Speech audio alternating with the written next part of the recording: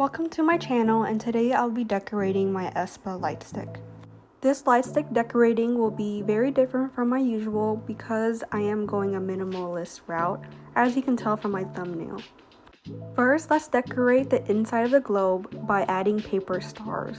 I used to make a lot of paper stars when I was a kid, so this is how I got this idea, especially because I didn't want to cover up the light, nor did I want to glue anything to the Aespa logo inside in case I wanted to switch it out for a member's logo. I bought these sparkly paper star strips off of Amazon, and I chose the colors that I thought might work inside the light stick. If you don't know how to make paper stars, don't worry, I will show you. But first, I want to go over my methodology of choosing the colors I chose to go inside the light stick. I started with these colors because obviously pink, blue, and silver fits their color scheme perfectly, and the teal was more of a wild card. I kind of held up the strips towards the light to see what would reflect better, and the teal looked promising. With the light stick off, you can obviously see which colors match and which didn't. The teal definitely stood out, and the pink and blue actually look really good. However, when I turn the light stick on and turn off the lights, the colors definitely get washed out. Since the pink and the blue are on the darker side, they don't really reflect the lights off the light stick and rather cast a shadow. Here is a different angle to help you see better. It might be hard to see on camera, but there is definitely a difference.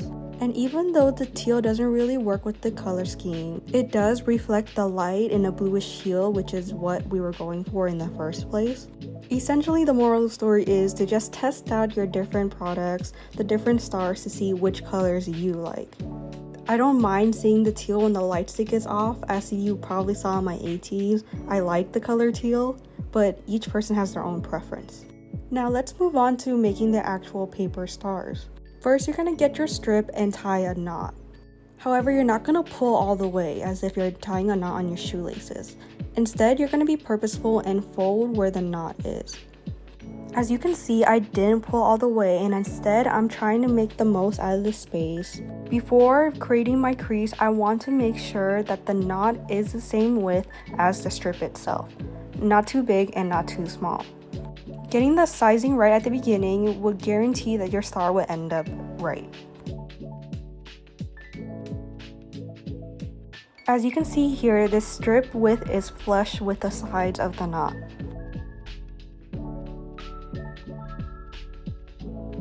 Now we have two strips sticking out of the folded knot. And with the shorter side, you're going to want to fold it over. Depending on how long your smaller strip is, you might need to fold it over so that it doesn't stick out of the sides of the knot.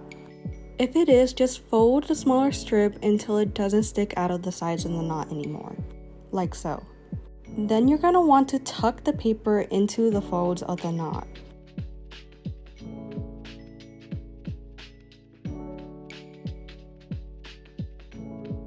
Now only one side of the strip is sticking out. This is probably the hardest part of making paper stars because afterwards you're just going to keep folding. On the first folds, you want to make sure they line up with the sides of the knot.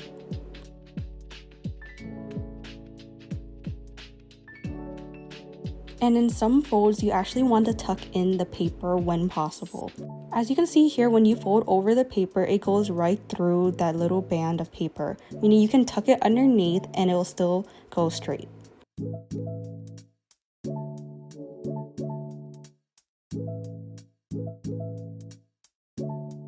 However, in this next fold, you can see that it doesn't go through the band.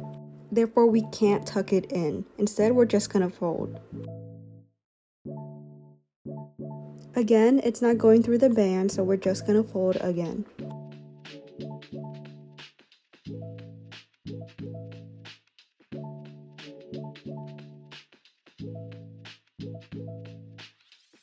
This time it will go through the band, so we're gonna tuck it in.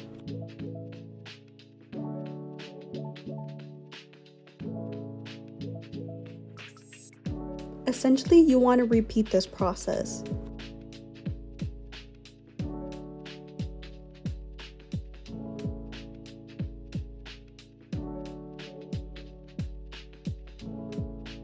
If you notice the pattern, you're going to do 2 folds and 2 tucks.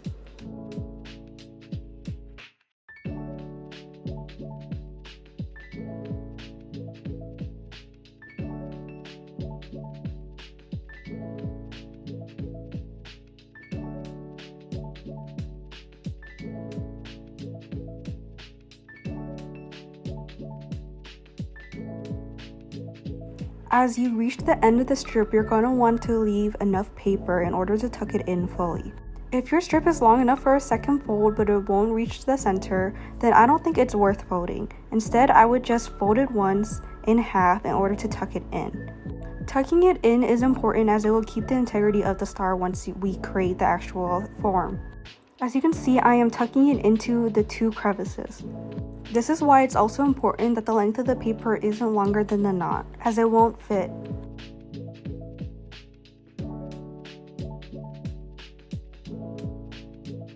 You should end up something like this, a 5-pointed shape. If you guessed it, the points are gonna be the arms of the star.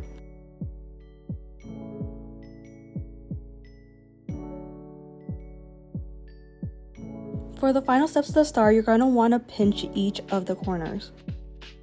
By doing this, it should also puff up the star, creating a 3D effect instead of the 2D paper we've been working with.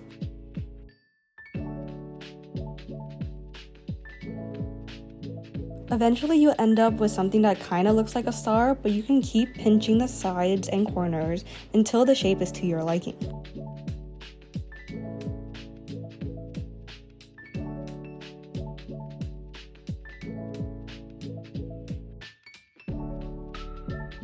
No 2 stars are made the same, but that's the beauty in origami.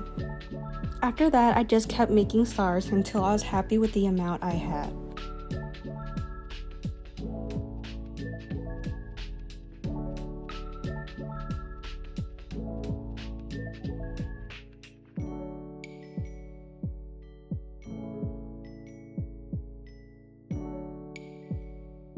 With the stars done, now let's move on to the base of the light stick.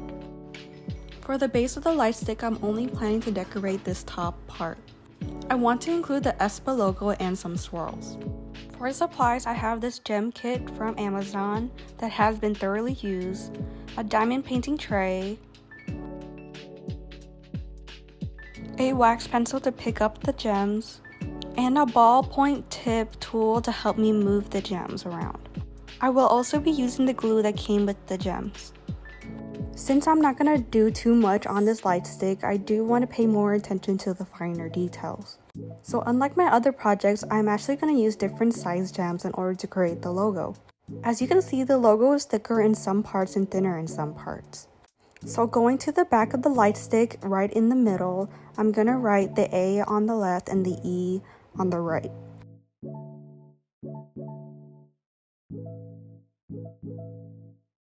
When it comes to recreating logos, it's all about taking your time and working in small increments. It's important to give yourself leeway to make mistakes, as the glue is easy to remove once it's semi-dry.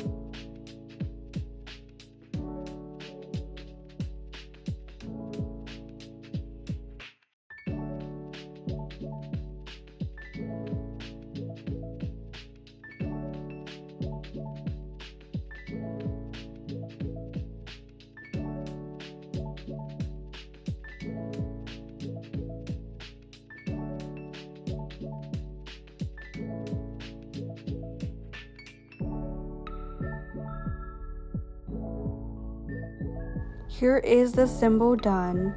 It's not perfect, but when you're working with gems and in such a small space, you just have to give yourself some leeway, and I think it looks great. Next, let's move on to the swirls. There are actually lines in the middle of each side of the light stick, so I'm going to use it as a guide to create 2 swirls on either side. I'm going to start from the front this time, and I want to connect the swirls to the top of the A and to the bottom of the A of the Aespa name. Again, I'm just going to take it slow and do it at increments at a time.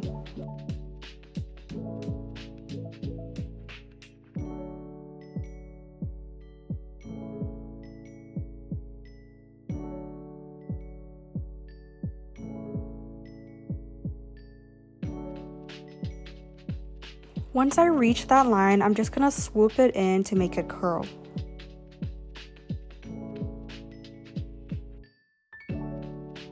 Here's one side completely done.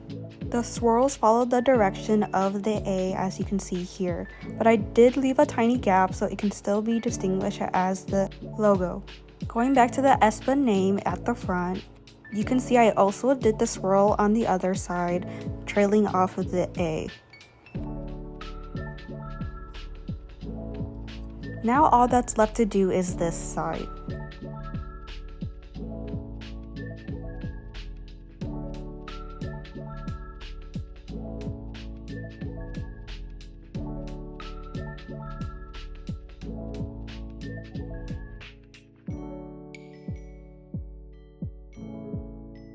Here is the base all done.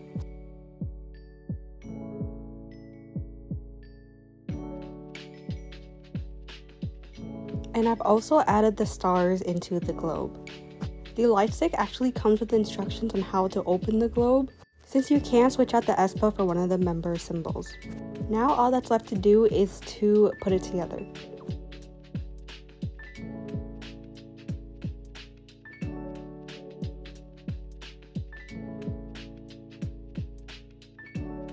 Here is the light stick in its final form. I really loved how it turned out. And here it is with the lights turned on. I am decorating this light stick in preparation for the Krazy Super Concert that's happening the weekend I'm filming this. So if you want to hear my story time about that, because it is a crazy one, then make sure you subscribe so you know when I post about it. Thanks for watching, and I'll see you next time.